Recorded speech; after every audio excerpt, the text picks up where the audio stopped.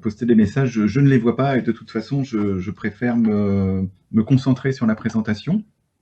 Donc là, la présentation que je m'apprête à faire, en pratique, vous aurez donc le support. En fait, je ne sais pas s'il a déjà été distribué ou pas, mais vous l'aurez au plus tard cet après-midi.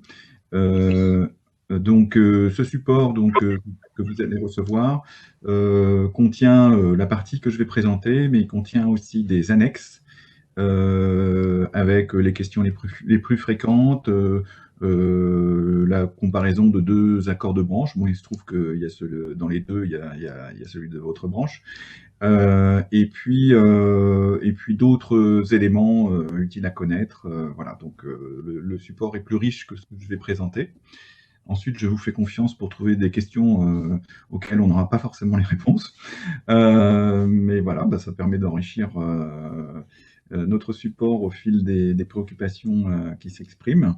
Et de toute façon, donc s'il y a des questions auxquelles on ne pourrait pas répondre, eh ben, on fera comme pour le télétravail et on fera un complément. On vous enverra donc des éléments complémentaires pour que toutes les questions sans réponse, on trouve une.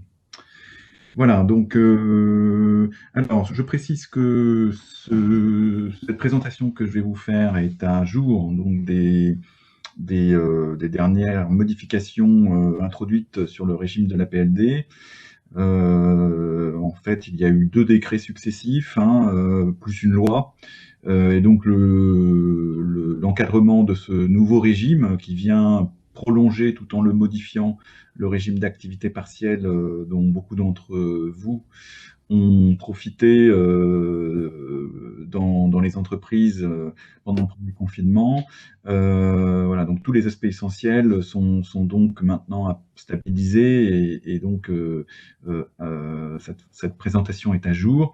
Ensuite, il faut rester au fait de l'actualité car bah, vous l'avez noté, dans les circonstances présentes, le législateur et le gouvernement sont pris d'une grande frénésie réglementaire. Ben, il n'y a pas une immense stabilité des dispositifs. Voilà, mais enfin, en tout cas, on peut déjà se féliciter que c'est le deuxième mois sans modification majeure sur ce régime. Alors, donc, je vais là, je vais changer de page, donc j'espère que ça va bien suivre de l'autre côté. Euh, voilà, donc un petit rappel, vous voyez là la page sur Sextant? Oui. Bon, très bien. Bon, Sectant, vous connaissez, donc je ne vais pas présenter ce transparent. Donc, nous sommes experts des CSE et nous assistons les équipes dans beaucoup de négociations. Voilà, donc je suis le président de Sextant. Alors, hop. Alors, qu'est-ce que c'est que la PLD, hein? Je précise que le document, il est conçu pour quelqu'un qui n'a pas beaucoup de connaissances préalables. Donc, il est probable que parmi vous, certains ont déjà négocié des accords, d'autres sont en train de le faire. Donc, il y a évidemment des points que vous connaissez déjà. Mais donc là, l'idée est de faire un tour voilà, qui mette le pied à l'étrier pour tout le monde avec toute une série de conseils. Alors, qu'est-ce que c'est qu'un APLD? Donc, en définitive, c'est une réduction temporaire du temps de travail qui est aidée par les finances publiques. Donc, jusqu'à un maximum de réduction du temps de travail de 40% et 50% sur dérogation de la directe. Donc, ça ne peut pas répondre à tous les contextes, hein. L'entreprise dont la totalité de l'activité serait bloquée par le contexte, il y en a malheureusement, bah, la PLD ne suffirait pas à résoudre ces problèmes. Donc ça s'adresse à une typologie d'entreprise qui subit un certain nombre d'impacts de la crise sans que ça mette tout son modèle par terre et avec des espoirs de retourner à une situation de fonctionnement normal et donc aussi une pérennité de l'entreprise. Donc c'est une solution d'attente qui est mise en place pour éviter les PSE. Et ça, c'est un aspect important du dispositif, c'est il est octroyé donc par l'État, en échange d'engagement de l'employeur sur l'emploi et aussi la formation professionnelle. Donc par rapport à l'activité partielle, on va dire, de droit commun, que vous avez pu connaître, c'est un dispositif qui est beaucoup plus encadré, dans le sens où il ne peut pas être mis en place unilatéralement, excusez-moi, par l'employeur. Ça doit passer par la négociation. Donc, soit une négociation d'entreprise, soit une négociation de branche. Hein, donc, dans votre cas, pour les bureaux d'études, les SS2I, l'employeur a la possibilité, on y reviendra, de mettre en place un APLD sans le négocier dans l'entreprise, à condition d'appliquer l'accord de branche négocié par les partenaires sociaux à ce niveau-là. Voilà, donc c'est donc encadré par la négociation. Vous verrez que le CSE a aussi un rôle à jouer. C'est aussi, bien évidemment, suivi de près par la directe à toutes les étapes de l'APLD, depuis la signature jusqu'au suivi de la mise en œuvre. Hein. Donc on verra ça. Et donc ça se justifie parce que, évidemment, il y a un financement très important qui est apporté par l'État. Je précise que c'est un dispositif qui est donc ouvert sur une période initiale de 6 mois et qui est renouvelable jusqu'à un maximum de 24 mois. 24 mois qui peuvent être continus ou pas. Donc en pratique, le dispositif est ouvert jusqu'à fin 2022. Hein, donc c'était ouvert sur plus de 2 ans, voilà, au total. Alors, on va poursuivre. Donc, un premier point important, c'est que l'encadrement réglementaire de ce nouveau type d'accord suppose que l'employeur il objective sa situation, qu'il la présente, et qu'il la partage avec ses représentants du personnel et aussi la directe. Hein, donc un point important, on verra, je reviendrai ensuite sur cet aspect-là, mais en pratique, les droits sont ouverts sur la base d'un diagnostic que fait l'entreprise et qu'elle présente à ses partenaires sociaux sur sa situation économique et financière et aussi ses perspectives.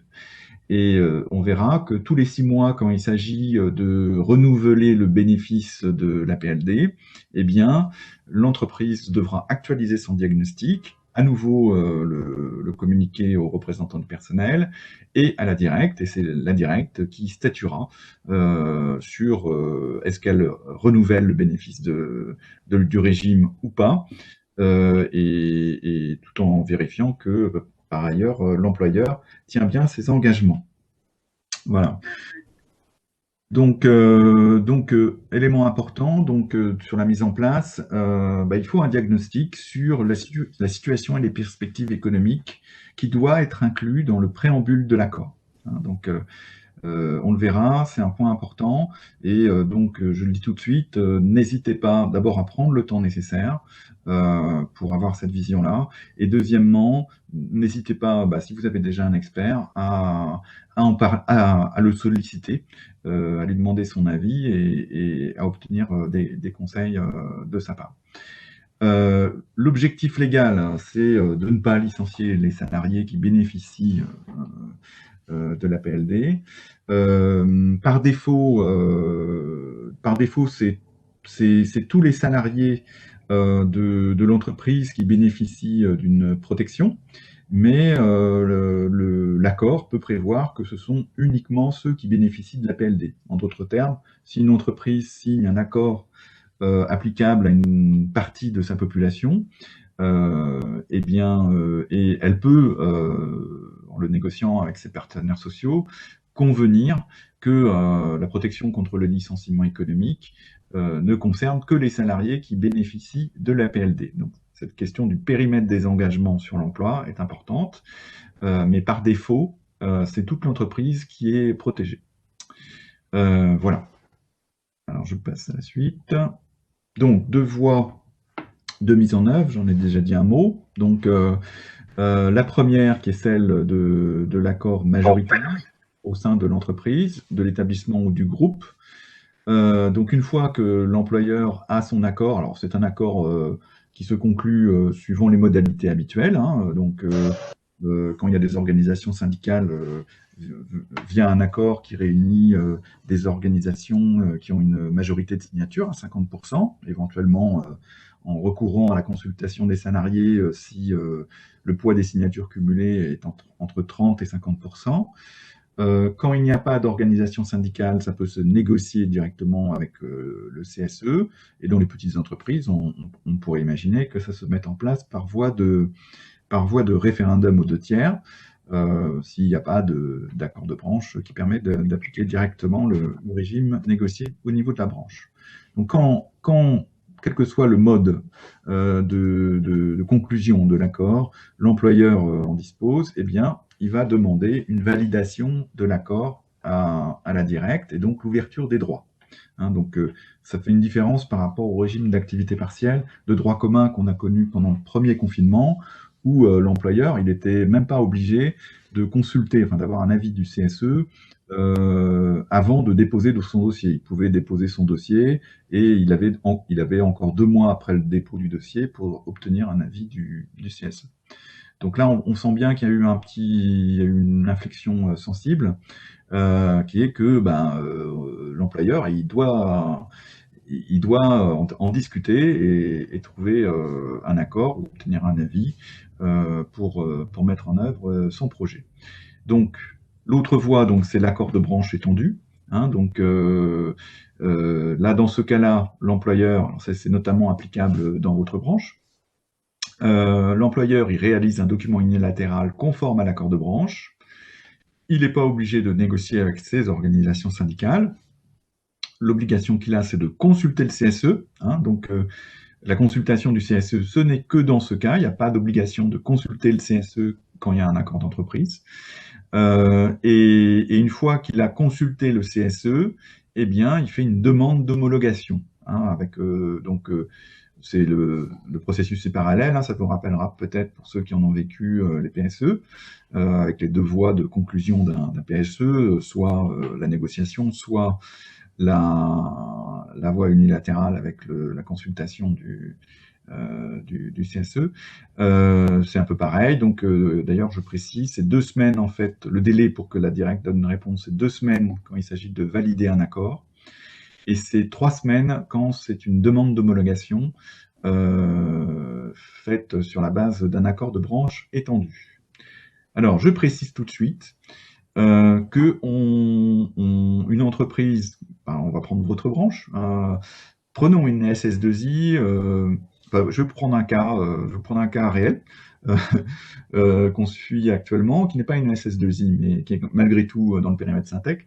Eh bien, ils ont consulté l'accord de branche et puis ils ont estimé que c'était pas applicable directement chez eux parce que il y avait un certain nombre d'incompatibilités. Je ne reviens pas sur le fond. Donc, ils ont discuté avec leurs organisations syndicales de, malgré tout, conclure un accord d'entreprise qui dérogerait à l'accord de branche. C'est possible. C'est aussi possible. Hein. Vous savez que les accords de branche, dans beaucoup de domaines, les accords de branche ne priment plus sur les accords d'entreprise. Donc, l'accord de branche Syntec, qui fait partie des accords de branche intéressants, eh bien, sachez qu'une entreprise pourrait y déroger si ça ne lui convient pas, et si bien évidemment, elle trouve un accord avec ses organisations syndicales au niveau de l'entreprise. Donc, le premier réflexe que vous avez à avoir, si jamais votre employeur, par exemple Syntec, vous dit négocions donc un accord d'entreprise, c'est pourquoi et en quoi ça serait mieux que l'accord de branche. S'il n'y a pas d'accord, c'est l'accord de branche qui va s'appliquer. Hein. Donc, si vous négociez un accord qui serait dérogatoire à un accord de branche étendu Syntec, eh bien, évidemment, il faut qu'il y ait des contreparties. Voilà. Là, tu parles d'un accord qui serait moins disant. Oui, moins disant ou du moins différent. Voilà. Hein, donc, Évidemment, c'est pour ça que s'il est moins 10 ans quelque part, il faut qu'il y ait du plus aussi ailleurs. Sinon, à quoi bon signer? Voilà. Alors, J'ai une petite question.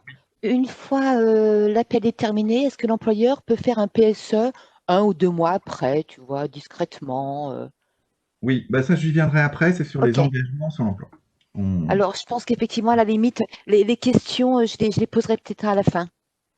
Alors, si vous avez des questions sur la compréhension d'un transparent que je présente, là pour le coup, pas hésiter à m'interrompre. Je préfère que tout soit clair euh, au fur et à mesure. Hein. C'est vrai que je ne vais pas répondre aux questions où des transparents ultérieurs apportent les réponses.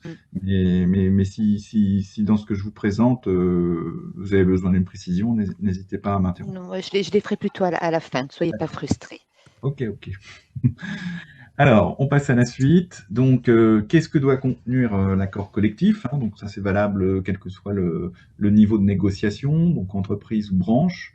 Il doit contenir donc un préambule avec le diagnostic sur la situation économique et les perspectives, et puis, bien évidemment, tout un ensemble d'autres précisions. J'attire votre attention sur deux points qui sont importants. Les engagements de l'employeur sur l'emploi et la formation professionnelle. Donc, on y reviendra. On y reviendra, c'est un point particulièrement important parce que la loi ne définit pas ce que doivent être ces engagements. C'est à vous de le définir dans la négociation. Donc, si vous ne négociez rien, vous n'aurez pas grand-chose. Vous n'aurez pas grand-chose. En tout cas, vous n'aurez que la protection un peu minimale. On verra ça ensuite, qui est proposée par l'encadrement réglementaire. Mais on reviendra sur ce point-là. Deuxième point qui est important, tout ça c'est les clauses obligatoires, les modalités d'information des organisations syndicales représentatives et du CSE. Hein, donc ce que prévoit la loi, c'est au minimum tous les 3 mois. Mais vous pouvez voir ça, enfin prévoir autre chose si vous le souhaitez. Bon, il y a aussi, maintenant, comme dans beaucoup d'autres dispositifs réglementaires, des clauses facultatives qui sont prévues par la loi. Alors, qu'est-ce que c'est qu'une clause facultative? C'est ce qu'on appelle le droit mou, c'est ce que les juristes appellent le droit mou. C'est-à-dire c'est des clauses un peu pédagogiques. Enfin, c'est des dispositions qui ne sont pas par nature obligatoires, mais c'est un peu de la communication qui est faite au lecteur de la loi et qui lui dit vous pouvez aussi faire ça si vous voulez, ça serait bien que vous fassiez ça, mais vous n'êtes pas obligé. Donc là, ce qui est prévu, c'est notamment la question des efforts proportionnés des dirigeants, des mandataires sociaux et des actionnaires. Ce qui est derrière, c'est on va vous donner des sous pour indemniser les salariés en tant qu'État. Donc, ce serait bien que vous versiez un petit peu moins de dividendes à vos actionnaires, ou que vous en profitiez pas pour vous augmenter massivement. Hein, vous voyez, ça ferait pas très joli dans le paysage. Donc, mais ce n'est pas une clause obligatoire. Hein, donc, ça veut dire que il n'y a ni obligation enfin, l'accord, s'il n'y a pas de clause sur ça, il reste valide. Hein. Alors, prenons un exemple, l'accord de branche Syntec prévoit quelque chose sur notamment la rémunération des mandataires sociaux. Et j'ai lu un certain nombre d'accords qui contenaient des choses. Donc, c'est pas du tout impossible d'aller sur ce type de clause. Il faut rappeler que l'entreprise, elle a quand même besoin de vous. Hein. Elle ne peut pas mettre en place unilatéralement son dispositif. Et puis, autre point important, c'est les moyens de suivi par les organisations syndicales signataires. Parce que si l'État prévoit, si la loi prévoit que vous devez être informé au moins tous les 3 mois, elle ne dit pas comment, elle ne dit pas non plus que vous avez des moyens d'accompagnement supplémentaires dédiés au problème. Tout ça doit être prévu par l'accord. Alors, je vais vous donner un cas concret. Enfin, plutôt, je livre une réflexion à votre sagacité.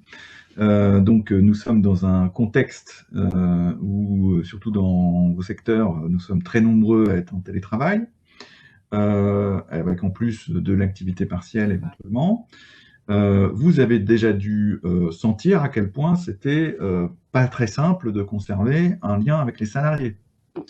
Euh, Pas très simple d'enquêter auprès de ceux-ci sur le comment ça se passe. Et voilà, typiquement, c'est une question un peu provocante, hein, ça n'arrive pas du tout dans les entreprises, bien évidemment, mais bon, poser par exemple la question aux salariés de, bien sûr, on ne te fait pas travailler pendant que tu es en chômage partiel. Hein. Bon, ben, le problème, c'est que comme vous n'avez plus de lien avec les salariés, enfin que votre lien il est plus compliqué qu'avant, ben, c'est pas très facile d'enquêter. Voilà. Mais bon, il peut y avoir des tas d'autres sujets importants à voir aussi. Donc, bon, moi, ce que je vous encourage à faire, c'est une suggestion, c'est aussi de profiter de l'occasion pour reposer une question un peu lancinante, hein, qui est celle de l'accès aux messageries électroniques. Et de façon générale, aux moyens que vous avez de maintenir un lien avec vos mandants, donc les salariés, à distance. Voilà, je pense que le contexte est en tout cas légitime la demande. Après, bien évidemment, c'est pas le succès n'est pas garanti. Mais en tout cas, bon, vous avez cette clause facultative qui vous fournit un petit tremplin. Donc, ne vous en privez pas. Si jamais l'employeur veut obtenir une dérogation et avoir un chômage partiel jusqu'à 50% du temps de travail, il faut évidemment que l'accord le prévoie. Sinon, la directe ne pourra pas valider la demande. Donc, c'est une clause obligatoire quand elle est nécessaire. Alors, donc, sur le contenu Alors, ça, c'est dans le cas de la décision unilatérale prise en application d'un accord de branche étendu. Donc, il y a consultation du CSE dans ce cas-là, et elle doit être préalable à la demande d'homologation. Ça vous fournit un levier, hein, puisque évidemment, l'employeur, il faut savoir que l'avis qui va être rendu par le CSE, il va être transmis à la directe, et la directe, elle lit ce document. Donc, l'employeur n'a pas du tout intérêt à avoir un avis qui ferait 2 pages et qui rappellerait par exemple comment ça s'est passé lors du premier confinement et du premier chômage partiel, ou qui porterait tout type de propos, laissant penser que quand même la direction il va un peu fort de café. Voilà, donc je pense que enfin, une direction modérément intelligente va faire en sorte d'essayer d'obtenir un avis neutre ou positif sur son projet. Et donc, ça va aussi la pousser à vous écouter un petit peu. Voilà. Donc, j'avais déjà parlé de la dérogation possible par rapport à l'accord de branche. Alors, maintenant, on en vient aux aspects financiers.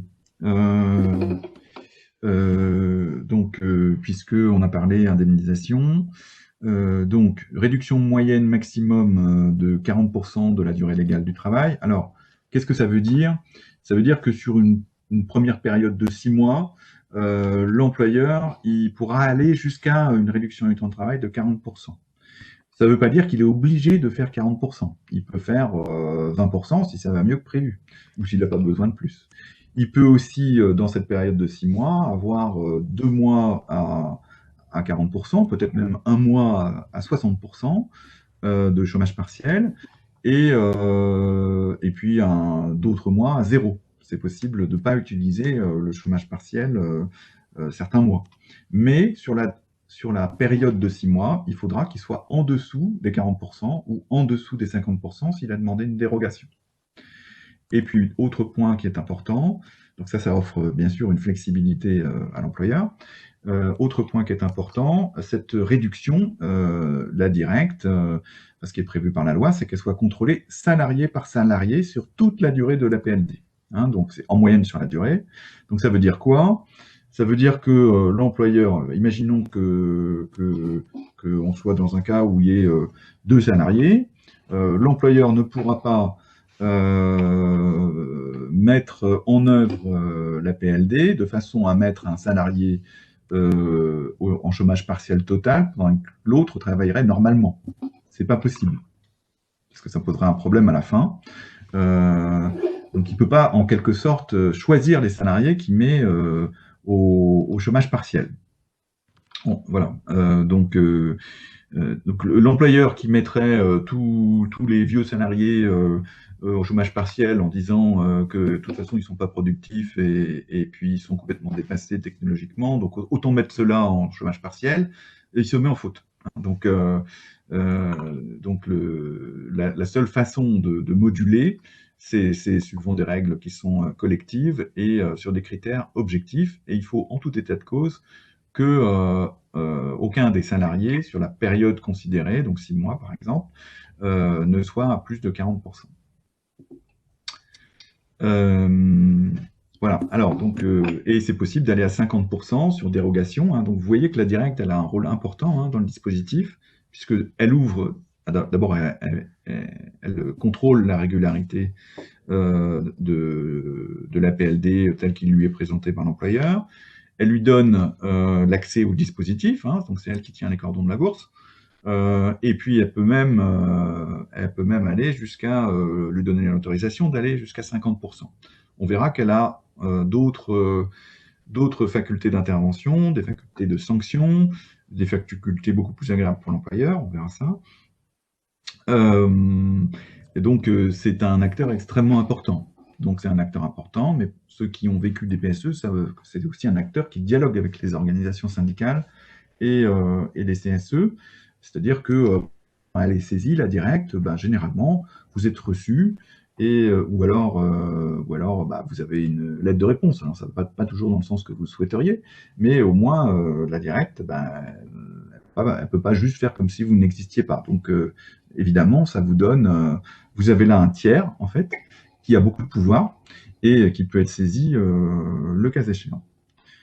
Alors, je continue. Alors, sur l'aspect financier, comment ça se passe? Donc, c'est un dispositif qui, un peu comme le chômage partiel qu'on a vécu pendant le premier confinement, est très attractif, tant pour les salariés que pour les employeurs. Alors, quand je dis très attractif, bien sûr qu'il y a une perte de rémunération pour les salariés, mais elle est limitée. Donc, alors comment ça marche? Alors, elle est limitée, sauf pour les salaires très élevés. Comment ça marche? Eh bien, l'employeur, il va continuer à vous verser un revenu via votre bulletin de paie, donc aux échéances normales. Sauf que sur la partie de réduction du temps de travail dans le cadre de la PLD, ça ne sera pas du salaire, ça sera une allocation, enfin une indemnité plutôt, une indemnité qui représentera 70% de votre rémunération horaire brute, sauf à ce que l'accord signé soit plus favorable. Donc 70% de rémunération horaire brute, ça fait, on va dire dans le cas général, 84% du net, et au minimum le SMIC. Alors je précise, vous avez un peu de détails dans les annexes, que cette rémunération horaire brute, c'est pas que le salaire brut de base récurrent, c'est aussi une partie des primes, toutes celles qui sont liées à l'exécution d'un travail. Hein, donc en fait, c'est la même base horaire que pour le calcul des indemnités de congés payés.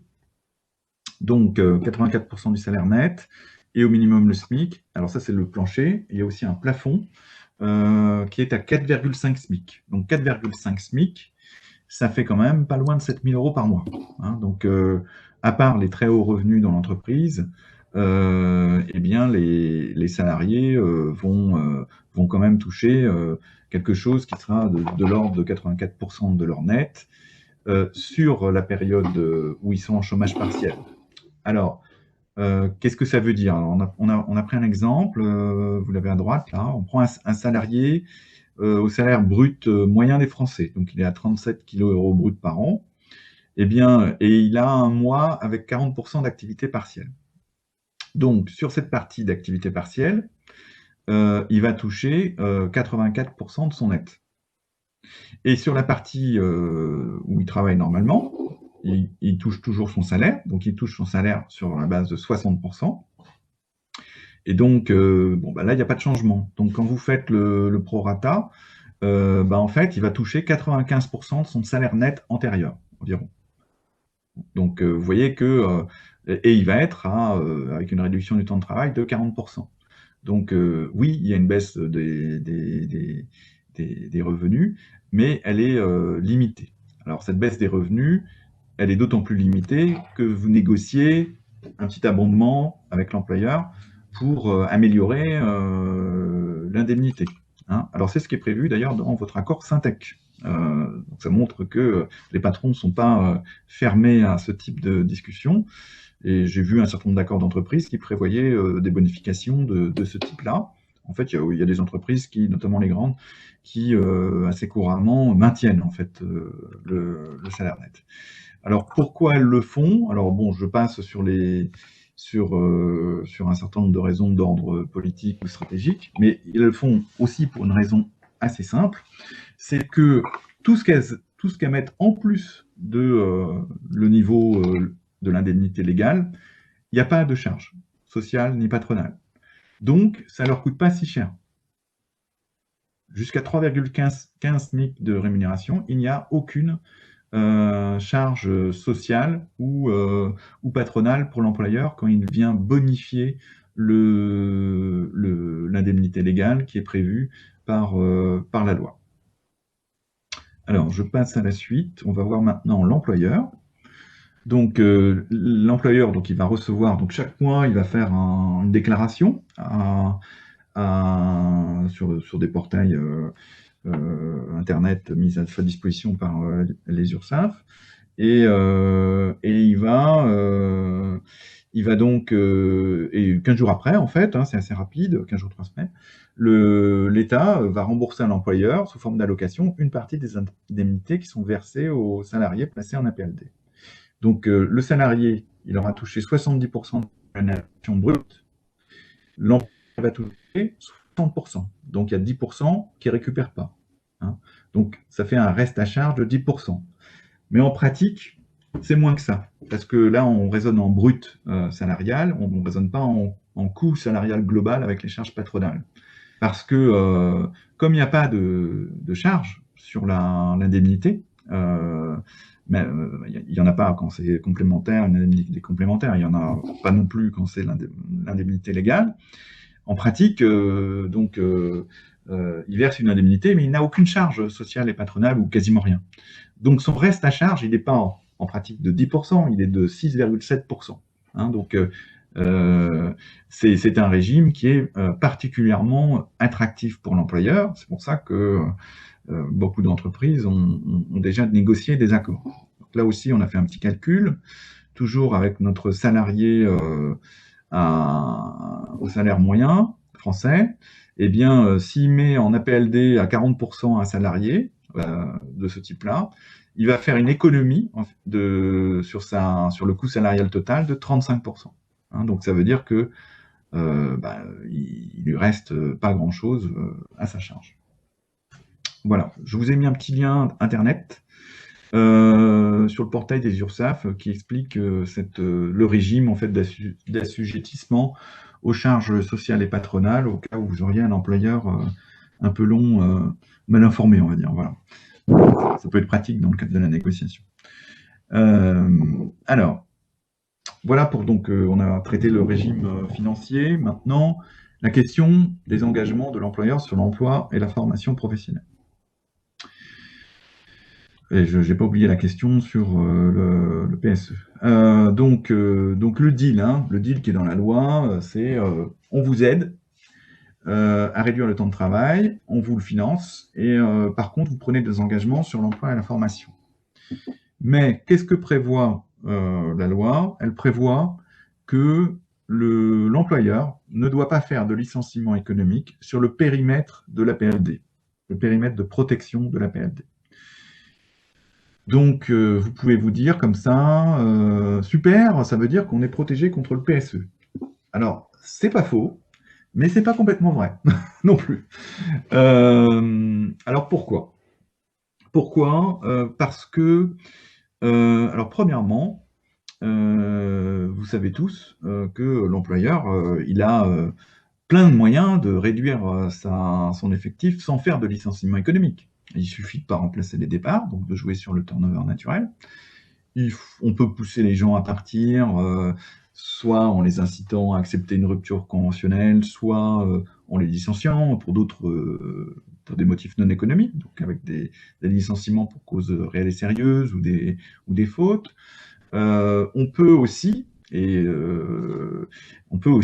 mettre en place d'autres types d'accords qui se concluent par des départs, mais qui n'ont pas la nature d'un licenciement économique. Alors, je vais prendre deux exemples. Donc, l'exemple de l'APC, l'accord de performance collective, donc ceux qui étaient là quand j'en ai parlé s'en souviendront. Vous mettez en place un APC en même temps ou dans la foulée d'un APLD. Et vous avez, parce que vous avez proposé toute une série de modifications et puis un certain nombre de salariés ne s'y retrouvent pas, vous avez une centaine de départs dans l'entreprise. C'est-à-dire que les gens lèvent la main en disant « Non, non, cette modification, c'est pas pour moi, je préfère partir ». Donc la personne, elle part, mais elle est licenciée par l'employeur. C'est un licenciement pour cause réelle et sérieuse, mais ce n'est pas un licenciement économique juridiquement. Donc, ça ne viendra, c'est dans ce cas-là parfaitement compatible avec un APLD. Donc, pour reprendre le cas de notre entreprise, elle pourra avoir diminué son effectif de 100 personnes au bout de 6 mois, grâce à un APC, et pour autant ne pas être en difficulté vis-à-vis du régulateur sur son APLD. Donc, pareil, si vous négociez une rupture conventionnelle collective. La rupture conventionnelle collective est parfaitement compatible avec l'APLD, car ce ne sont pas des licenciements économiques juridiquement. Hein, donc, faites attention, la protection contre le licenciement économique n'est pas la même chose que la stabilité de l'emploi. Donc vous pouvez, si vous n'y prenez pas garde, vous retrouver au bout de 6 mois, 12 mois, 24 mois, avec un effectif qui aura été réduit de 20%, avec ce que ça peut vouloir dire en termes de charge de travail pour les salariés qui restent, et avec des départs non remplacés, et pour autant, l'employeur aura toujours respecté la loi. Hein. Donc, c'est pour ça que la question du diagnostic préalable sur l'entreprise, sa situation, ses perspectives est important. Parce que si vous êtes dans un cas, alors il peut y avoir des cas où, indépendamment de la PLD, il y a aussi besoin de s'adapter. Bon, après, c'est à vous de voir en tant que délégué syndical, mais il peut aussi y avoir des cas où les choses sont, enfin, où l'employeur est un peu gourmand sur la réduction de sa masse salariale. Donc pensez à pas seulement discuter de l'absence de licenciement économique. De toute façon, ça vous est garanti par le régime APLD. Enfin, garanti entre guillemets, on verra ça plus tard. Réfléchissez en termes de maintien d'un effectif constant, hein, ou d'une cible d'effectif au bout de 6 mois, au bout de 12 mois, etc. Ce qui permet d'obtenir le remplacement des salariés partants.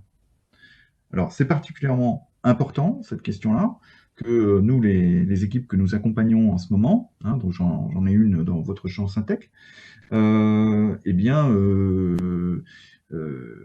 la direction et les organisations syndicales négocient en même temps une RCC et un APLD, et aussi un APC. Voilà. Donc, dans bien des cas en ce moment, c'est des négociations à plusieurs têtes en fait qui s'ouvrent et qui sont donc un petit peu complexes.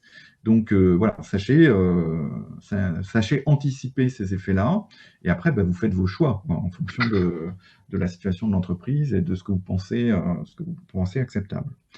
Voilà, mais soyez conscients de ça, l'APLD n'est pas une protection absolue contre la baisse des effectifs, et ce n'est pas non plus une protection absolue contre le licenciement économique. On va voir ça dans un moment. alors juste donc avant d'y arriver, une précision, hein, je l'ai déjà dit un petit peu, mais donc par défaut, la protection contre le licenciement économique, c'est tous les emplois de l'entreprise, mais comme je vous l'ai dit, par accord d'entreprise, il peut être prévu autre chose, hein, donc c'est un point qui est important. On va peut-être prendre un exemple. Voilà, donc ici, c'est la question de la compatibilité de l'APLD avec d'autres dispositifs. Ben, en pratique, elle est très grande. Donc là, on est dans un cas d'une entreprise qui aurait plusieurs établissements, qui négocierait un accord sur son établissement de Saint-Nazaire, où il y a l'usine, et il a négocié un APLD sur ce périmètre. Et la protection des salariés est sur ce périmètre. Donc, possibilité de mettre en place un PSE pendant la durée de la PLD sur l'établissement de Saint-Nazaire. Alors, dans le cas général, non. On verra qu'il y a quelques petites marges de manœuvre qui ont été données aux employeurs. J'y viendrai après. C'est une présentation où il y a du teasing permanent, hein, je suis désolé, mais c'est pour vous maintenir réveillé après le déjeuner. Donc, dans le cas général, il ne peut pas y avoir de licenciement économique dans l'établissement de Saint-Nazaire. Par contre, comme la protection, elle est circonscrite aux salariés de cet établissement, à ceux de l'usine, il est tout à fait possible de mettre en place un PSE dans l'établissement de Lyon, où il y a le bureau d'études, ou à Clichy, où il y a le siège et les commerciaux. Ça ne pose pas de problème dans ce cas-là. De même, mettre en place un APC sur n'importe quel établissement, voire tous, c'est parfaitement envisageable. Ça n'expose l'entreprise à aucun risque. Mettre en place une ERCC, c'est parfaitement envisageable. Mettre en place toute autre forme de départ, c'est parfaitement envisageable aussi, hein. Donc, n'assimilez pas protection contre le licenciement économique et stabilité de l'emploi, c'est pas la même chose. Alors, on en vient donc à cette fameuse exception sur le licenciement économique. Qu'est-ce qui se passe si l'employeur ne respecte pas ses engagements? Donc, dans les engagements, en creux, il y a le fait de ne pas faire de PSE ou de ne pas faire de licenciement économique. Alors pourquoi? Parce que s'il y en a, la directe, elle va constater que l'entreprise ne tient pas ses engagements, et donc elle va pouvoir décider éventuellement de l'interruption du versement des allocations, et puis pour les salariés licenciés, elle pourra demander le remboursement des allocations qui ont été versées pour les salariés licenciés. Donc, bon, alors évidemment, c'est des sanctions qui financièrement peuvent être assez lourdes. Néanmoins, alors ça pourrait paraître dissuasif, évidemment. Néanmoins, vos organisations patronales, qui ont un grand talent pour se faire entendre du gouvernement, ont réussi à obtenir un certain nombre d'exceptions. Les exceptions, c'est quoi? C'est l'incompatibilité avec la situation économique et financière. Monsieur le direct, je n'ai plus d'argent, ma trésorerie est à zéro, je ne peux pas vous rembourser vos allocations. Merci beaucoup de me les avoir données, mais j'ai plus cet argent. Si je vous donnais de l'argent, c'est le dépôt de bilan direct. Hein, donc, incompatibilité avec la situation économique et financière. Donc, c'est le texte de loi, c'est pas défini plus précisément que ça. Et puis, il y a un truc qui a été rajouté, donc à la demande de nos chères organisations patronales, qui est la dégradation des perspectives par rapport à celles qui avaient été présentées. Et là, ça renvoie à quoi? Ça renvoie au diagnostic qui est produit au moment de la négociation, c'est-à-dire la présentation de la situation économique et financière, et aussi les perspectives d'évolution. Hein, donc, alors, mettons-nous à la place d'un patron de boîte qui a envie de se ménager un certain nombre de libertés. Bon, évidemment, ça n'existe pas, des choses comme ça. Mais qu'est-ce qu'il va faire? Qu'est-ce qu'il va faire? Eh bien, il va vous dresser un tableau qui sera suffisamment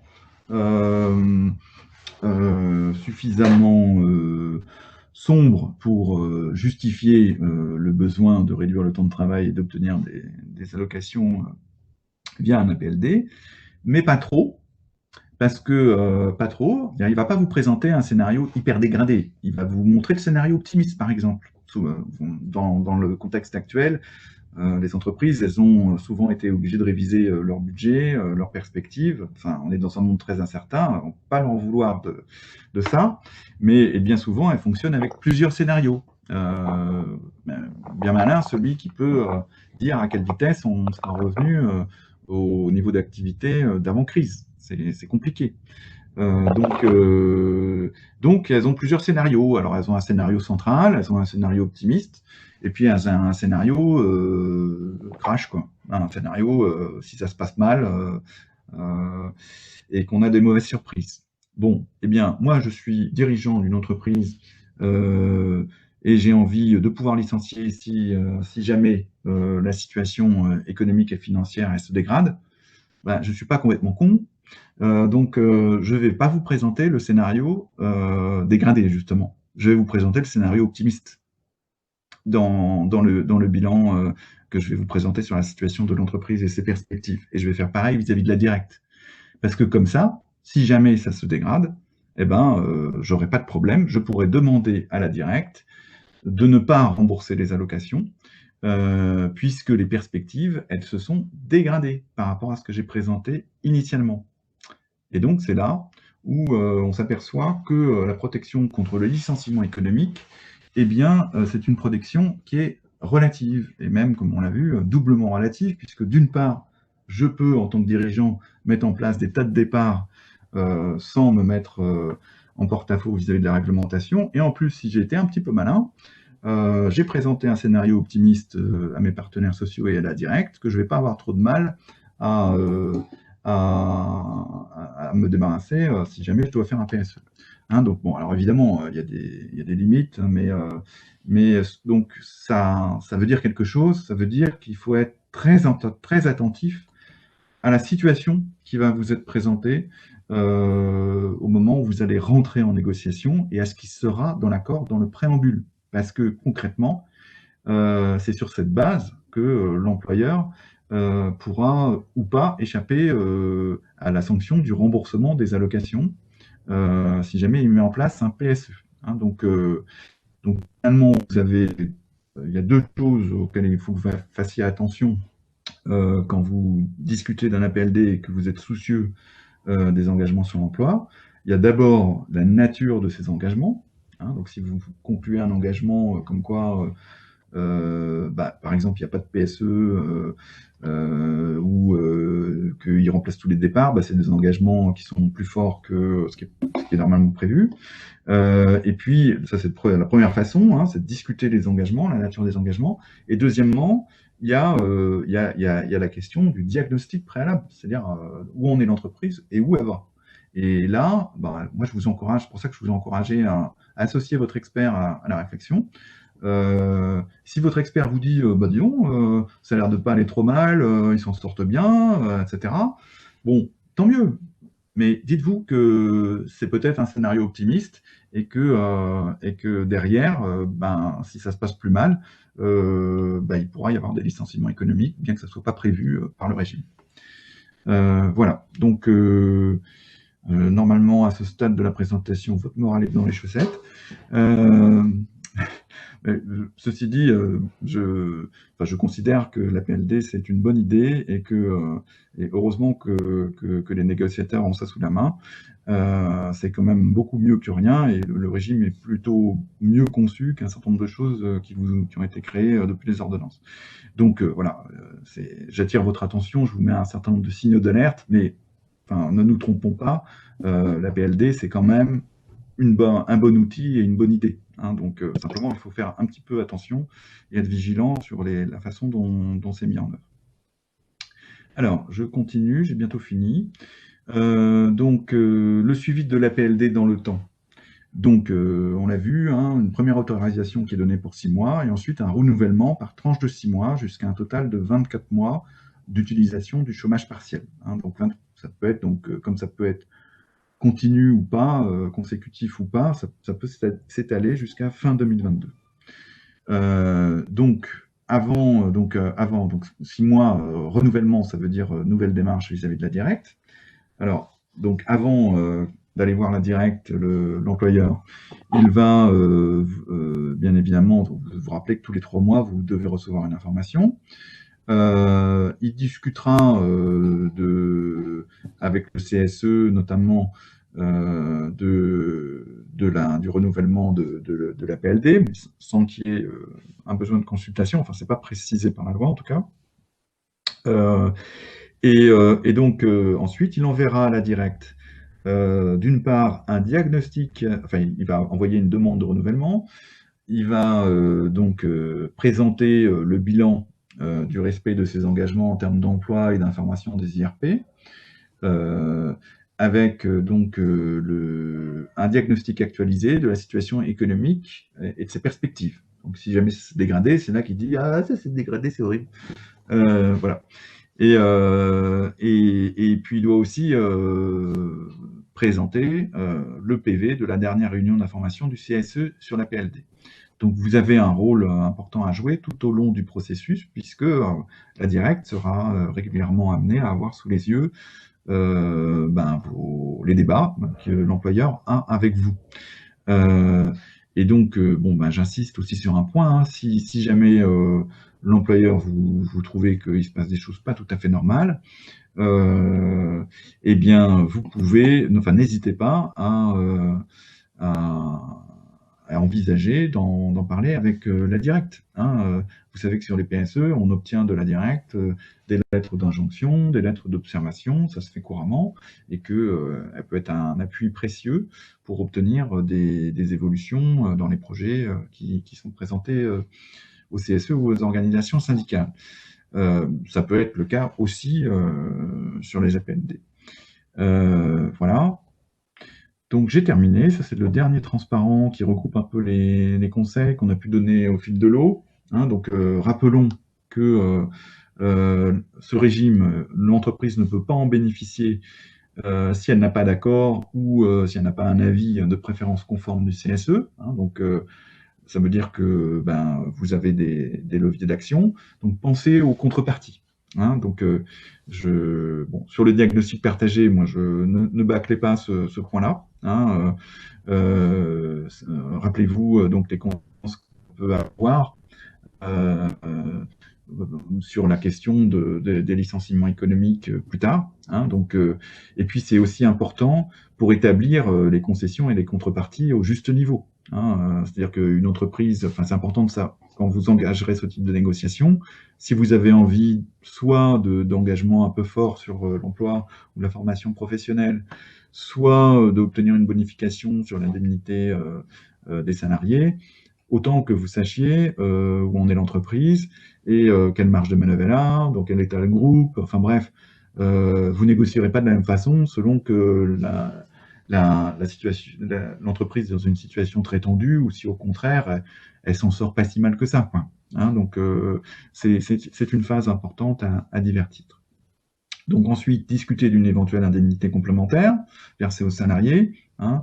Comme on l'a vu, ça coûte pas si cher à l'employeur, donc partez pas du principe que vous l'obtiendrez jamais. Hein. Il y a déjà des tas d'entreprises qui en ont obtenu, ainsi que des accords de branche.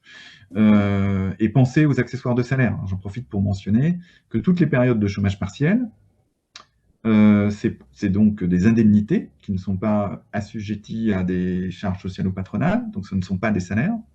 Donc, par exemple, ça ne vient pas, ça va avoir un impact sur vos budgets en termes de budget de fonctionnement et budget d'œuvre sociale. Si vous avez un budget d'œuvre sociale qui a un pourcentage de la masse salariale, il est directement impacté par les périodes de chômage partiel. Donc il existe des accords, je crois que c'était chez Vallée ou Bosch, je ne me rappelle plus, où les négociateurs ont négocié une neutralisation de ces effets-là, de façon à ce que les salariés soient pas pénalisés doublement, c'est-à-dire d'une part avec une réduction de leurs revenus et d'autre part par une réduction des revenus indirects que sont finalement les sommes qui sont distribuées par les CSE dans le cadre de leurs œuvres sociales. Donc, je pense avoir bien insisté sur les engagements sur l'emploi et la formation professionnelle. Donc voilà, ne confondez pas protection contre le licenciement économique et stabilité de l'emploi, c'est pas du tout pareil. Donc négocier une association des dirigeants et des actionnaires aux efforts. Voilà. Et alors, et envisager une clause de retour à meilleure fortune, hein, éventuellement, parce que bon, il y aura éventuellement une perte de revenus pour les salariés. Donc, si ça va mieux, et notamment si ça va mieux que prévu, comment on fait pour que les salariés ils puissent retrouver quelque part aussi le bénéfice des efforts qu'ils auront faits, hein, en acceptant une baisse de revenus, en acceptant aussi des conditions de travail qui sont plus les mêmes, hein, s'ils sont chez eux, avec la nécessité de cohabiter avec trois chats et un perroquet, bon, ou des enfants, encore pire. Donc, bon, je plaisante, hein, mais on a tous vécu cette situation.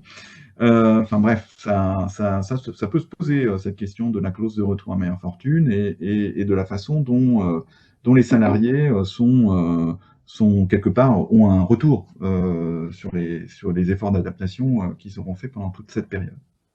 Et puis, négocier des moyens pour le suivi de la mise en œuvre de la PLD par les organisations syndicales.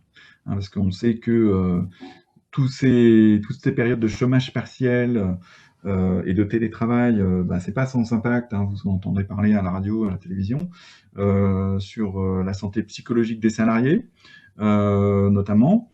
Donc, vous pouvez avoir besoin de savoir comment ils vont, de façon aussi à adapter euh, bah, vos demandes, vos revendications vis-à-vis de l'employeur et faire passer un certain nombre de messages.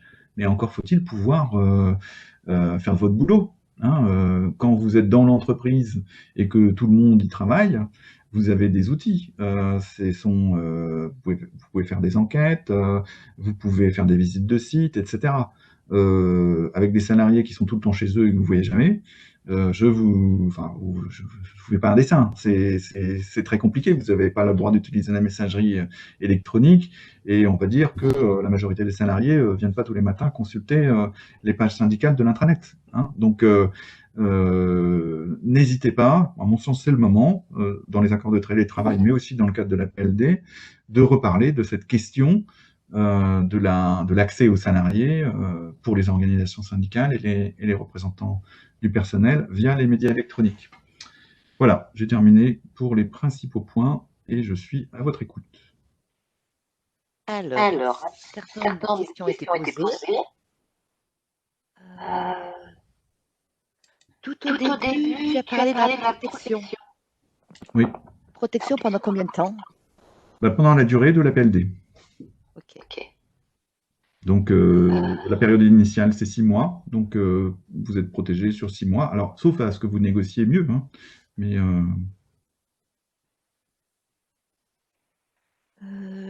tu as parlé un peu plus tard de la modulation. On doit faire 40% sur 6 mois. Est-ce que l'accord doit prévoir la modulation ou pas?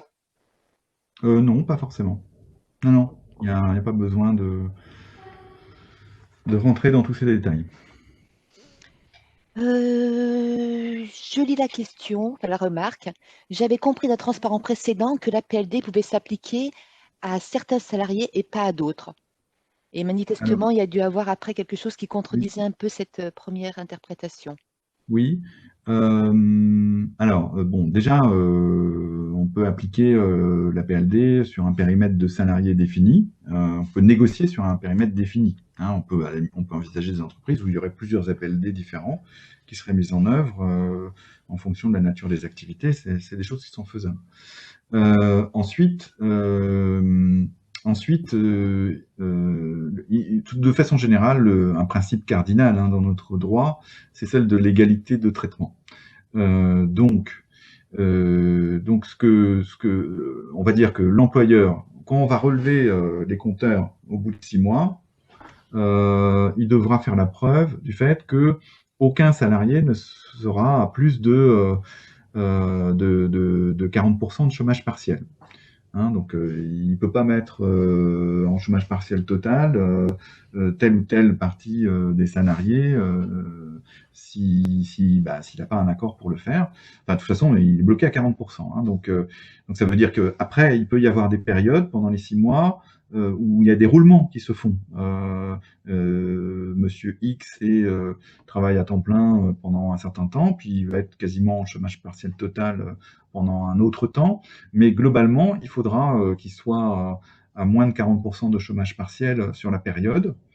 Et il ne faudra pas qu'il soit dans une situation extrêmement différente de ces salariés dans la même catégorie professionnelle.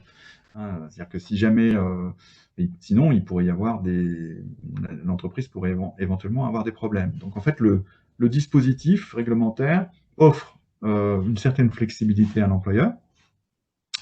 C'est-à-dire que sur une période de 6 mois, on ne s'intéresse pas tellement à ce qui se passe mois par mois. Donc il peut y avoir des variations quand on est à l'intérieur de la période de 6 mois. Mais à la fin des 6 mois, on relève les compteurs et là, eh bien, grosso modo, personne ne doit être à plus de 40% de chômage.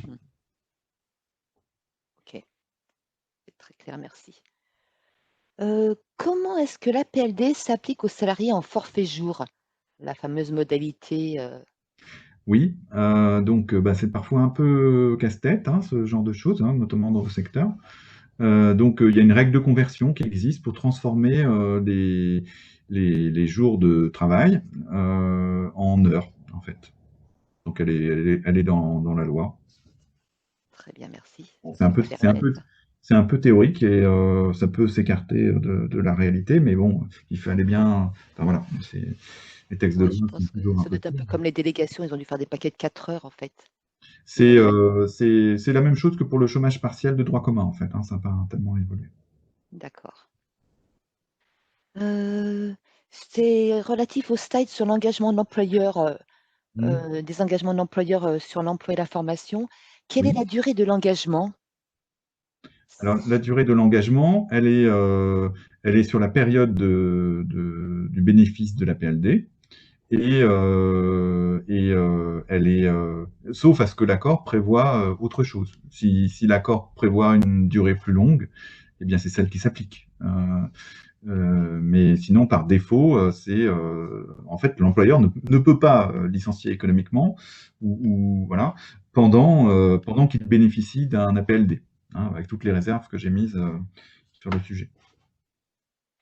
Un salarié peut-il être licencié s'il non, un salarié en APLD est-il licenciable s'il refuse l'APC? L'APC, pas l'APLD. C'est pour ça que je me suis Je peux reprise en lisant répondre, la question. je peux répondre aux deux cas. Allons-y. Donc l'APC, donc c'est la nature justement de ce type d'accord, c'est que le salarié qui refuserait l'application d'un accord qui modifie un certain nombre de ses clauses contractuelles est licenciable pour cause réelle et sérieuse parce qu'il a refusé l'application de l'accord. Mmh. Hein, donc licenciement d'une forme originale est totalement sécurisé pour l'employeur. Donc là, on a clairement un accord d'entreprise qui prédomine sur les contrats de travail, ce qui est quelque chose de totalement nouveau dans notre droit français. Dans le cas de la PLD, c'est différent. Alors, en pratique, le salarié ne peut pas s'opposer à ce qu'on réduise son temps de travail. Hein. Il a un temps de travail qui est réduit et qui est indemnisé, même si il perd une partie de ses revenus. Il ne peut pas s'opposer, à partir du moment où il y a un accord d'entreprise, il ne peut pas s'opposer on lui demande pas de son avis, quoi. Et si jamais il refusait, et par exemple, il continuait à travailler à temps plein, imaginons que ça soit possible dans son activité, donc ça serait une insubordination. Hein. Donc là, pour le coup, il peut être licencié pour ce motif, qui n'est donc pas non plus un licenciement économique. Voilà. OK. On a parlé de PSE. Est-ce que des petits licenciements sont possibles? Non. Non, c'est le même combat. C'est ce qui est dit dans la loi, c'est licenciement économique. OK, Il n'est pas d'accord. précisé si c'est petit ou grand. C'est à partir du moment où il y a un licenciement économique, eh bien l'entreprise s'est mise en infraction. d'accord. Euh, on a vu, et donc la question était posée toujours pareil suite au licenciement. Une phrase qui était donc la seule mesure de rétorsion et d'interruption de versement des allocations. C'est-à-dire qu'il n'y a pas de retour sur la mise en place d'un PSE qui n'était pas, entre guillemets, Alors, euh, donc, imaginons donc on est un employeur, bon, donc qui fait 4 licenciements économiques, ou voilà, enfin qui fait ses licenciements économiques, on va dire en oui, respectant les cadres légaux qui sont prévus pour ça. Donc, imaginons qu'il soit dans une entreprise de plus de 50 salariés, qui fasse plus de 10 licenciements économiques, qui consulte son PSE, gna gna gna. Bon, il respecte tout bien. Le seul truc qu'il n'a pas respecté, c'est que il avait aussi un APLD et qu'il n'était pas censé faire des licenciements économiques. Bon, alors évidemment, en plus, bon là, il se trouve que comme ce sont aussi des processus qui sont encadrés par la directe, bon, rapidement, il va recevoir une convocation de la directe pour s'expliquer quand même. Donc, et là, bah, soit en pratique, comme il y a un argumentaire économique dans les PSE, vous pouvez imaginer, enfin du moins s'il a percuté sur le fait que il avait un certain nombre de contraintes à gérer, qu'il aura blindé son argumentaire économique et montré par A plus B que les perspectives qu'il avait présentées se sont considérablement dégradées et qu'il ne peut plus faire autrement. Hein, donc, et il va chercher à se couvrir de cette façon-là. Voilà. Ensuite, bon, le cas dont il est fait question est encore un cas un peu particulier, qui serait le salarié, l'employeur qui ferait des licenciements économiques, mais sans faire de PSE, alors qu'il devrait en faire un. Enfin, sans oui, respecter les règles. Bah, alors lui, il se met doublement en faute. Donc, j'aimerais pas trop être à sa place.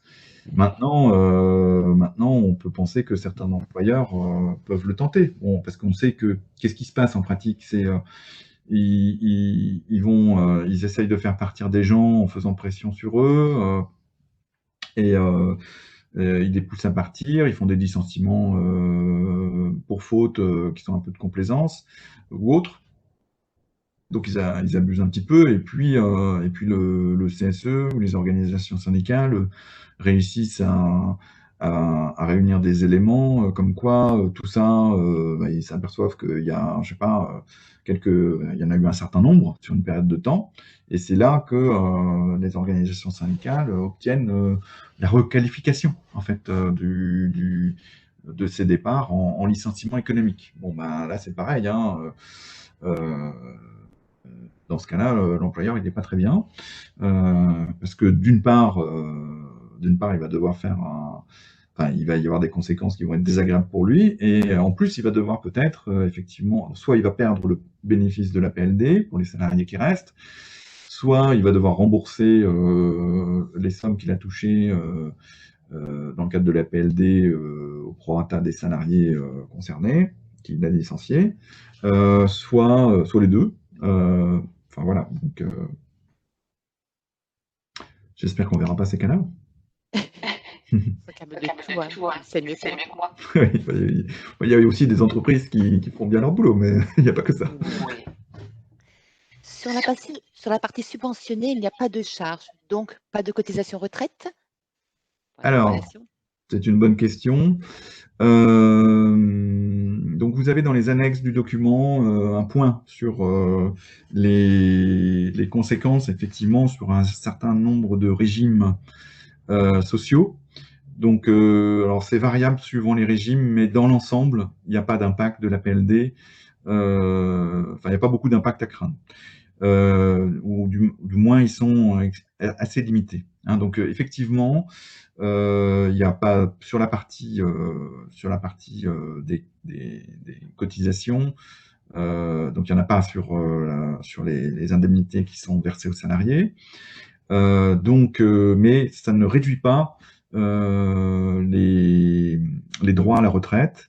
Alors, parce qu'en pratique, il suffit de cotiser enfin, sur un montant assez limité sur une année pour valider 4 trimestres. Quand on a un contrat, un CDI, c'est en définitive relativement simple. Donc, a priori, sauf à être un salarié très intermittent, euh, et en plus d'être mal payé, a priori, dans le cas général, il n'y aura pas d'impact de la mise en œuvre d'une PLD sur l'acquisition de droits à retraite.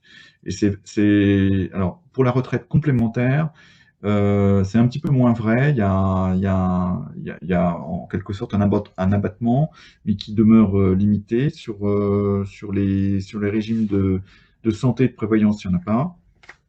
Et après, voilà, il peut y avoir en fonction du statut social qui est mis en place, il peut y avoir des impacts sur tel ou tel aspect. Mais on va dire que sur les grands régimes, les impacts sont relativement limités. Alors, si vous voulez vous couvrir, alors déjà, dans le cadre de la négociation, vous pouvez demander à l'employeur de faire un point sur l'impact du régime sur les droits, l'acquisition des droits sur un certain nombre de politiques sociales.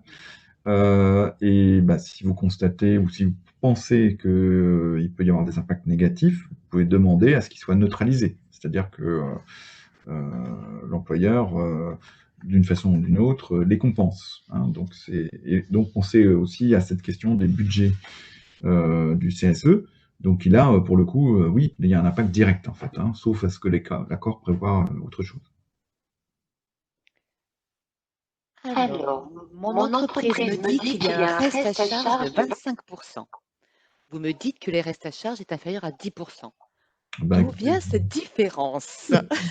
je sais pas, c'est un patron marseillais peut-être euh,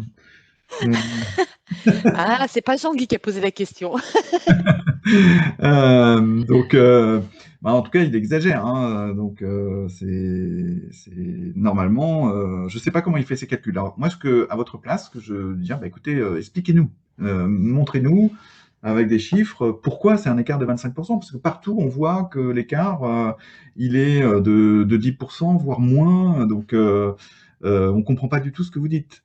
Donc, voilà. Alors, peut-être qu'après, faut vérifier aussi ce que dit le patron. Peut-être qu'il parle du régime d'activité partielle de droit commun. Hein, donc, il subsiste un régime d'activité partielle de droit commun.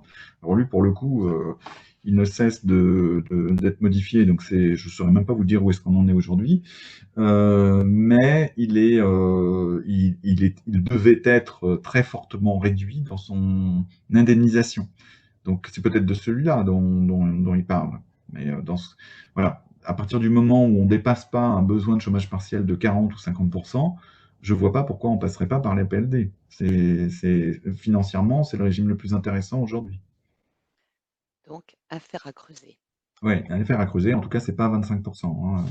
Là, soit il parle d'autre chose, soit il sait pas et il se trompe, soit il essaye de vous enfumer pour parler en langage technique. Bon, ben, Grégory, tu sais ce qu'il te reste à faire et les autres, si ça vient sur le tapis, vous ne laissez pas avoir.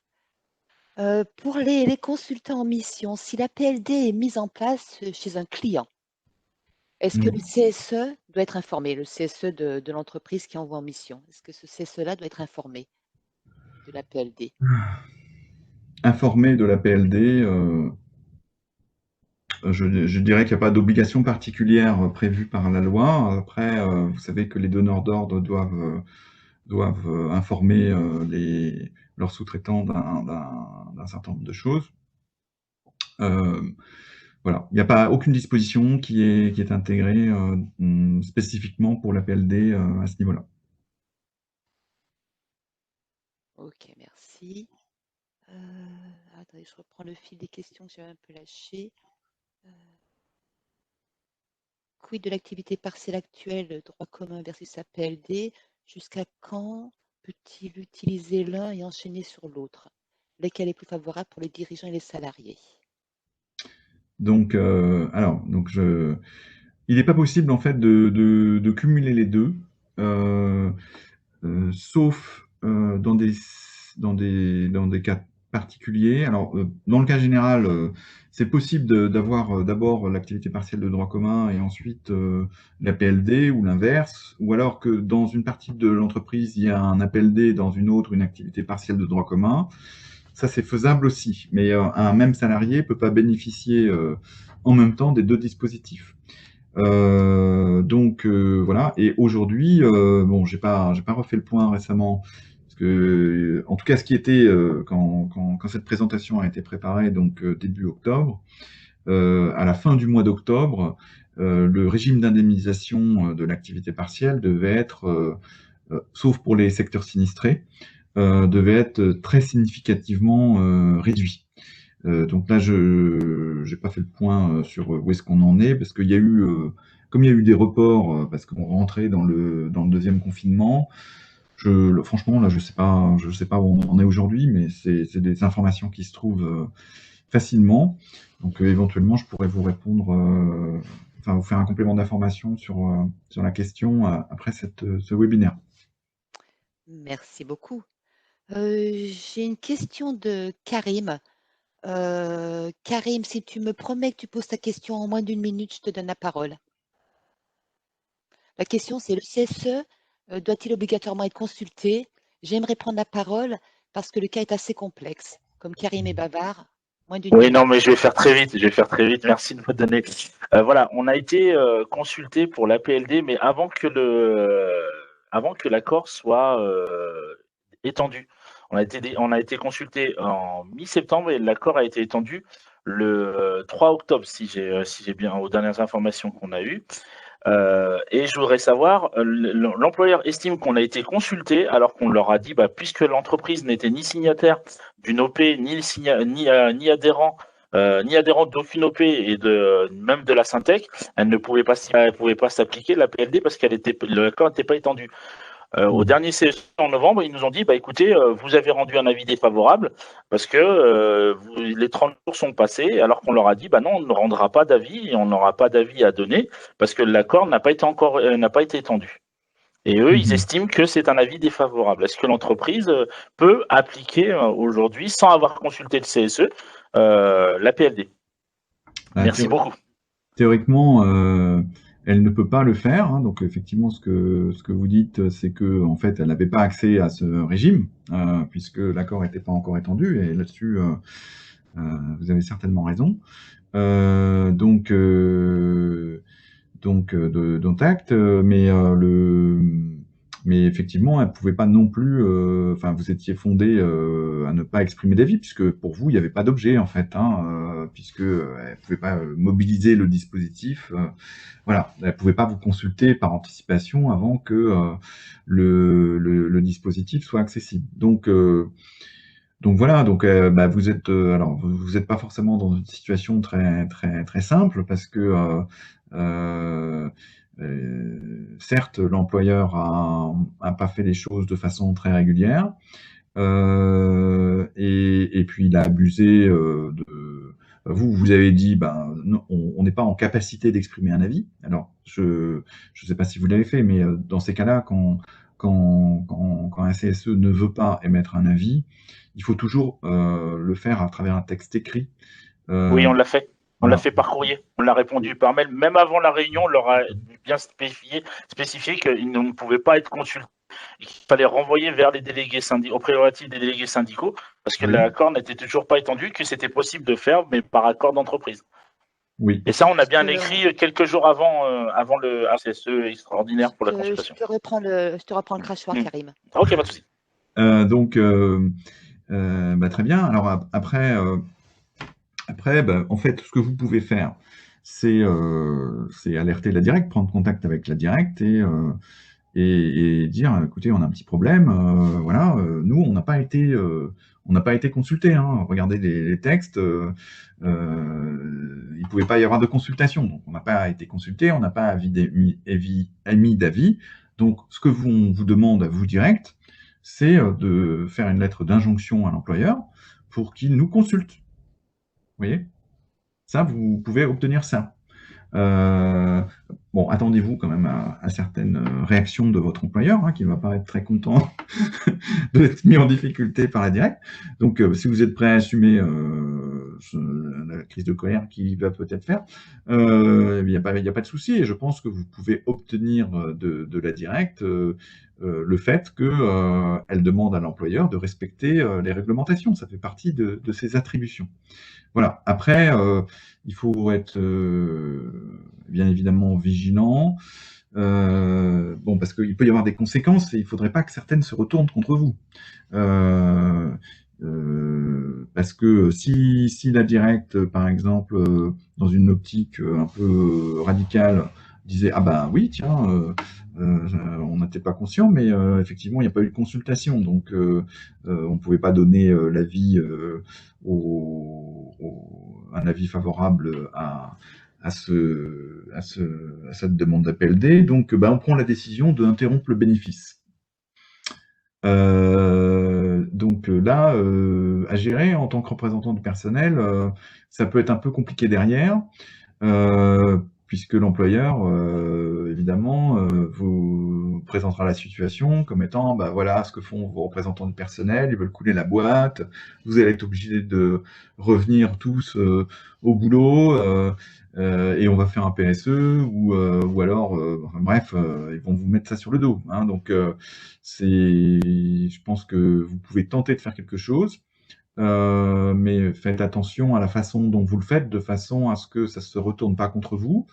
Euh, En tout cas, si jamais vous alertez la directe, il est bien clair que la directe, ce qui va faire tilt, c'est quand même que l'employeur n'a pas déjà respecté ses obligations de la mise en place. Donc, comme c'est un point sur lequel la loi leur demande d'être attentive, je pense qu'elle sera extrêmement attentive à ce cas-là à l'échéance de 6 mois.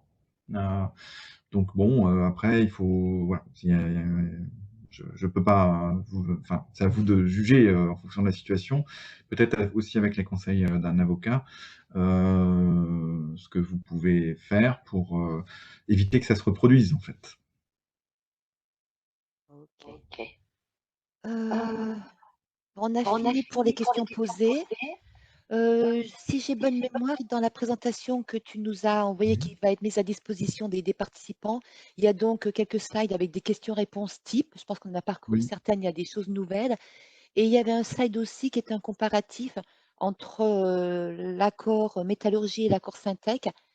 oui. Et il y avait quelque chose d'intéressant, pas forcément à la comparaison, parce que là, j'ai l'impression qu'on est majoritairement Syntec dans cette session, même si j'ai invité des métallos, je crois que je ne les ai pas vus arriver. Mais il y a quelque chose d'intéressant le premier point sur la rémunération minimale qui est différente Tout à dans fait. notre accord de branche, est différente de ce Oui, que tu nous as évoqué tout à l'heure. Est-ce qu'on pourrait juste aborder ce point-là, si ça t'embête pas, s'il te plaît? oui, tout à fait. Ben, alors, il faut que je reprojette le. Oh, désolé. Non, mais c'est pas un problème.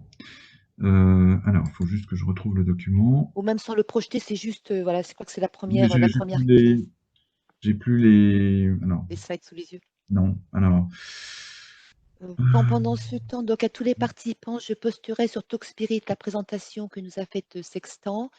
Une présentation que nous a faite aussi Nourdine. J'avais demandé une présentation au niveau des derniers conseils. Nourdine et Dana Shishmanian ont participé à la négociation, ont représenté la CFTC à la négociation de l'accord de branche. Donc un petit topo nous a été fait. Je le mettrai aussi à votre disposition.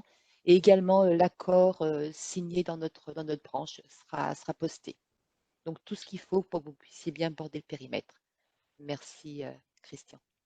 voilà, donc vous avez normalement le comparatif entre les deux accords de branche qui s'affichent là sur votre écran. Oui. Voilà. Et donc vous avez effectivement dans la première ligne. Alors bon, l'accord de la métallurgie, il n'y a pas grand-chose dedans, hein. Tout est renvoyé à l'entreprise. C'est vraiment un accord à minima. Euh, Bon, faut se rappeler que la métallurgie a été très active hein, sur la mise en place, d'abord l'extension du domaine d'activité partielle de droit commun et ensuite la mise en place de la PLD, donc on peut penser que ça leur convenait. Eux, ils ont été dans un caractère d'urgence, c'est-à-dire le mettre à la disposition des entreprises le plus vite possible. Et donc, en fait, ils ont très rapidement obtenu l'extension. Et donc, je pense qu'ils ont été soucieux de mettre à disposition cet outil des entreprises le plus rapidement possible. Et donc, il n'y a pas grand-chose dans l'accord. C'est la loi à peu de choses près. L'accord syntaxe, c'est différent. Et là, on a un accord qui, sur un certain nombre de points, est sensiblement mieux que ce que prévoit la loi, et en particulier sur le niveau d'indemnisation des salariés, où vous voyez que ce qui est mis en place, c'est une indemnisation qui est bonifiée pour toutes les strates de rémunération, notamment pour les plus faibles, hein, donc les rémunérations brutes inférieures à 2100 €, eh ben, c'est 95% du salaire brut et pas 70%, et au-dessus de 3428 €, c'est 75% et pas 70%. Hein, donc tous les salaires bénéficient d'une bonification, hein, donc ça montre que c'est possible. Hein, et là, en l'occurrence, l'accord, enfin, pour l'instant, je n'ai pas vu un mieux que celui-là sur ce plan-là. Donc voilà. Vous avez aussi la nature des engagements sur l'emploi. Alors là, ce qui a été acté, c'est le fait que les PSE soient interdits dans les établissements, mettant en œuvre la PLD pendant sa durée. Donc ça précise un petit peu, mais voilà, c'est pas la même chose là non plus qu'un engagement de la stabilité de l'emploi. Voilà, et puis vous voyez que la clause d'association aux efforts, eh bien, ce qui a été obtenu par les négociateurs de branche, c'est le fait qu'il n'y ait pas d'augmentation des mandataires sociaux pendant le bénéfice du régime. Hein, donc c'est un point, bon, on pourrait souhaiter mieux, il n'y a rien sur les dividendes, hein, mais c'est déjà, il y a quelque chose. Attends, c'est pas d'augmentation, c'est une préconisation à ce qu'il n'y ait pas d'augmentation. Ah non, je me rappelle plus j'ai plus le texte, mais pour moi, si j'ai mis ça, c'est qu'il y a effectivement pas d'augmentation, un engagement de pas d'augmentation pendant le bénéfice du régime. Les mandataires sociaux, c'est directeurs généraux, présidents, enfin tous ceux qui sont désignés par les assemblées générales, pardon, dans le cadre des dispositions statutaires. C'est que j'avais en mémoire que le terme préconisation, mais je me trompe peut-être de contexte. Peut-être, tu as peut-être raison, j'ai fait Non, ça c'est peut-être moi. Ah, bon, peu importe. Mais en tout cas, il y a À cette vérifier. idée, ça c'est bien. Il y a cette idée. Il y a quelque chose qui est très important aussi, qui n'est pas dans ce transparent, parce que c'est quand même très spécifique au Syntec, enfin aux activités sous le régime Syntec, c'est la question des intercontrats. Et donc le fait que l'idée générale étant que la PLD ne doit pas être utilisée par les employeurs pour subventionner leur période d'intercontrat normale. Voilà, on va dire. Mais ça, je vous laisse peut-être expliquer les dispositions, enfin les conséquences concrètes. Vous êtes plus calé que moi. Non, je posterai effectivement la présentation de Dourdine, mais ça me paraissait important quand même de projeter ce slide, notamment par rapport à la première colonne. Ouais. On est bien en mémoire, effectivement, que les négociations ont permis d'avoir quand même bien plus que le champ légal. Oui.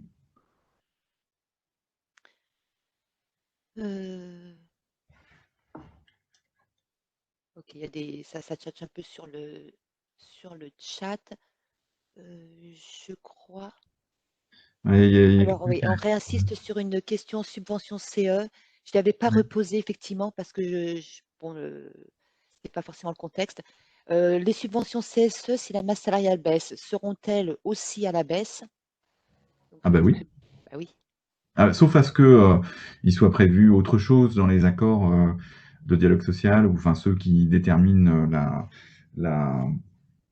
le financement des budgets du CSE. Hein, toutes les entreprises n'ont pas le même fonctionnement, donc, mais si dès lors que, alors typiquement le 0,2 par construction, c'est 0,2% de la masse salariale, voilà, brute.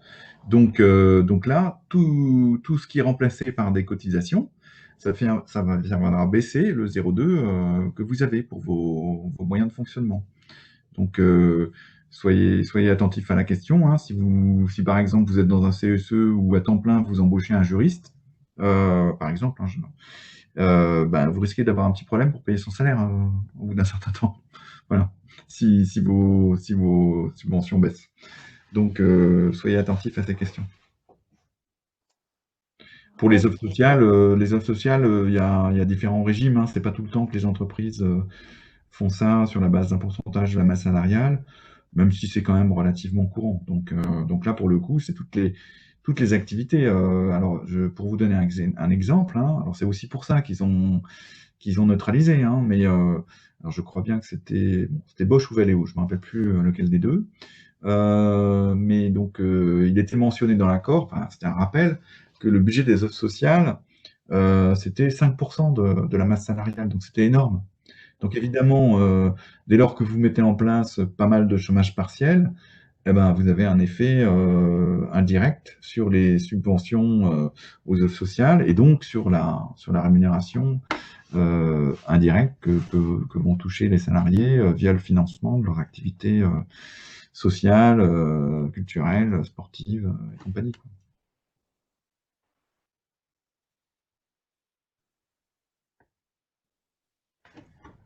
Voilà, je crois qu'on a fait le tour du sujet. Plus d'autres questions. Je vais me remettre en caméra.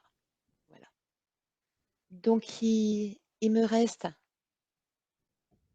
à vous remercier tous pour votre participation, à remercier Christian, à remercier Benoît parce que pendant que Christian répondait, Benoît faisait aussi des réponses par chat. Donc là, on a un vrai boulot complémentaire d'équipe. Merci à tous les deux. Merci Benoît. Mais tu savais que tu peux compter sur lui. De façon générale, je sais que je peux compter sur lui. Oui, non, mais c'est pour ça que j'aime beaucoup ce système de chat, c'est qu'effectivement, il y a de l'échange aussi en parallèle de la session. Je trouve ça toujours très riche. Super. Donc, merci à tout le monde. Merci à vous deux. On arrête les webinaires pour 2020, à moins qu'il y ait vraiment une urgence, un truc extraordinaire qui nous tombe dessus. On reprendra les forums ou webinaires en 2021 pour notre plus grand plaisir à tous. Je vous souhaite une bonne fin de journée.